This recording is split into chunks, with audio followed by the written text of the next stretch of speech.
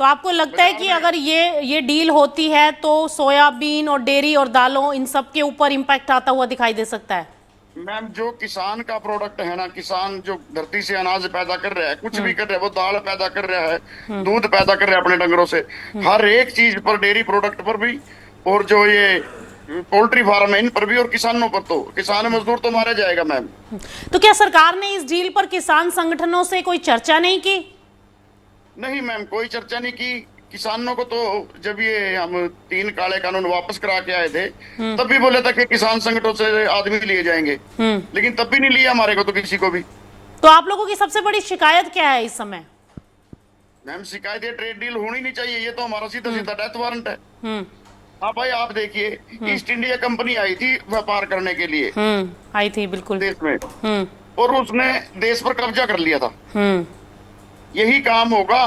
ये 2 साल तो हमारे को, ये कंपनी जो है ना, अमेरिका वाली, बाहर की जो भी कंपनी आएंगी, हम्म। ये हमारे को 2 साल सस्ता अनाज देंगी। अच्छा। किसान पिट जाएगा, किसान तो मारा जाएगा बेचारा। हम्म। तब ये किसानों की जमीन खरीद कर उन्हीं को खुद काश्त करने के लिए लगा देंगे। मतलब हमारी जमीन पर हम दिहाड़ी करेंगे मैम।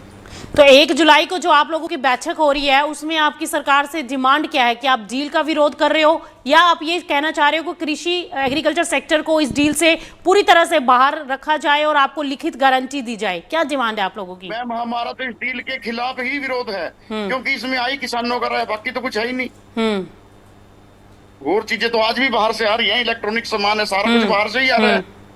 कोई आपत्ति नहीं है, लेकिन ये खाद्य पदार्थ तो ना लाए ना। अपने देश का किसान तो मारा जाएगा जो पैदा कर रहा है। लेकिन सरकार तो ये कह रही है कि इससे एग्रीकल्चर एक्सपोर्ट बढ़ेगा, तो क्या आपको सरकार का ये तर्क सही नहीं लगता? मैम, एक बताइए, आप इकोनॉमिक्स पढ़ी होगी आपने भी, कि अगर किसी चीज, कोई चीज मार्केट में ज्यादा हो जाती है, उसकी वैल्यू कम हो जाती है, हम्म। उसके बायर कम हो जाते हैं। ठीक है, तो अगर यहाँ अनाज ज्यादा हो गया, सब ज्यादा हो गया, यहाँ के अपना हरियाणा का भी अनाज हो गया, भारत देश का अनाज हो गया, और बाहर से भी अनाज ज्यादा आ गया, तो उसकी कीमत घटेगी या बढ़ेगी?